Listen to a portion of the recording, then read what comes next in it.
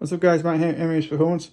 First of all, apologies about the video, it looks a bit dark. I've had to turn we have an LED light bar that's up here and it's interfering with the video, so needs must, we'll have to just use the light on the phone.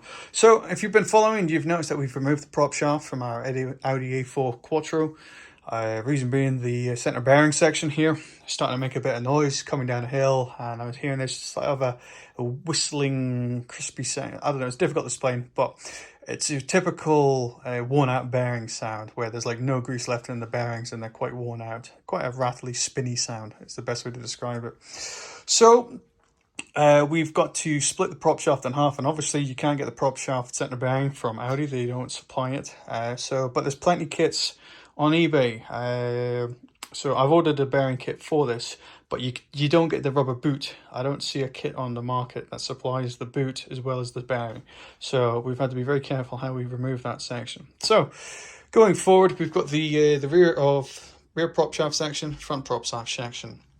So what we first have to do, this is obviously, pretend this is all built up and backwards.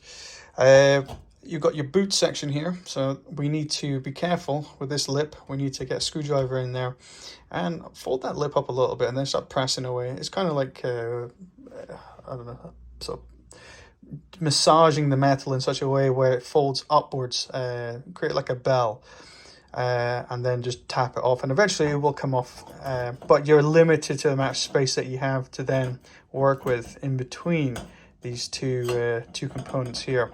And you've got an O-ring here. We've got to be very careful we don't damage that O-ring because we want to reuse that, but obviously we'll be putting a bit of sealant in there anyway for good measure, because we don't want the grease to come out of there, because if the grease is coming out, it's not going to be lubricating the CV joint in there anyway. So once you've got this lip in such a way where it allows you to pop this off, you essentially up the shaft a little bit. So, and inside, very difficultly, you've got there's a circlip. It's actually quite a clever idea, but it's a very difficult fucking thing to get apart when you're trying to strip these apart. It's more for building than I would say than for repairing. So in the section here, I've actually had to make a special tool, flathead screwdriver bent down on the shaft, and essentially all we're going to be doing is getting this screwdriver in there to pop between the two circlip blades and open them. So kind of difficult to even do with one hand and hold the phone. You're going to open these up essentially to make the circlip bigger, which obviously expands it out of the groove here, which then obviously slots it up, allows you to slide the two halves apart. Now you've got to be very careful. You try and mark up the orientation of your shaft. It's very important you do this so the shaft is not imbalanced when you rebuild it, because these are obviously spinning quite fast, a lot faster than your engine is. So you don't want the harmonics and the balance to be off, because it'll just tear itself to pieces. So that being said, I would probably say is once you've got the boot off first, my camera's not being very compliant. Once you've got the boot off enough, I would immediately try and mark up your orientation marks. So get one in there quickly as you can, and then you can touch it up once you've got these things separated. So once you've got that circlip popped, you can just pull the shaft out. Pull the shaft out just enough and no more, and then just make sure that your markings are solid and they're not going to wipe off with the grease and whatnot. So once you've done that, you then get the two halves apart. Now, I'm going to pull the bearing. Well, we'll go into this step actually here with the bearing carrier here. So this is what we want to work with here. So we've got a bearing contained in a rubber bush, and then obviously this bolts onto the chassis of the car. You've then got like an end cap there, and then you've got a circlip here. Just any old internal circlip pliers will pop these off. And there's a groove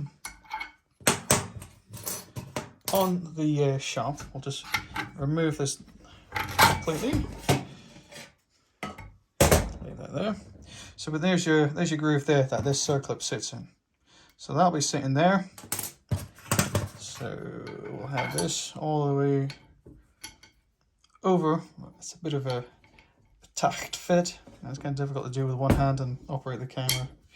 But essentially you get the idea. That sits there, and then you've got the circlip. That will sit on the other side of that. Once you've then got that off, you've then got to use press pullers, pullers just to pull it off, because it is a bit of an interference fit. I think they've used glue to set these, so very gently put the pullers in behind it as best you can, and then pull them off. Don't use a hammer because you don't want to damage this, and plus you want to try and keep this in a good condition so you can match it up to the new one that comes, and just make sure all the dimensions are correct, because the last thing we want to do is have the actual center section angle all incorrect and whatnot. So that's about it, guys. Hopefully this is helpful to you if you ever need to rebuild your own prop shaft. I'll probably be doing one for the RS3 as well, because I definitely know that you don't get center bearing support kits for the 8P RS3s, unfortunately. But I think we may be able to use a bearing kit from an 8P S3, but I would have to get the prop shaft apart, measure sizes and stuff like that, and possibly see about getting a manufacturer to start mass producing them, because you know, these cars are getting old. You know, as the miles go by, the bearings wear, and things like this have to get replaced. And for a brand new prop shaft, you're looking at 1,500 quid plus the VAT from TPS.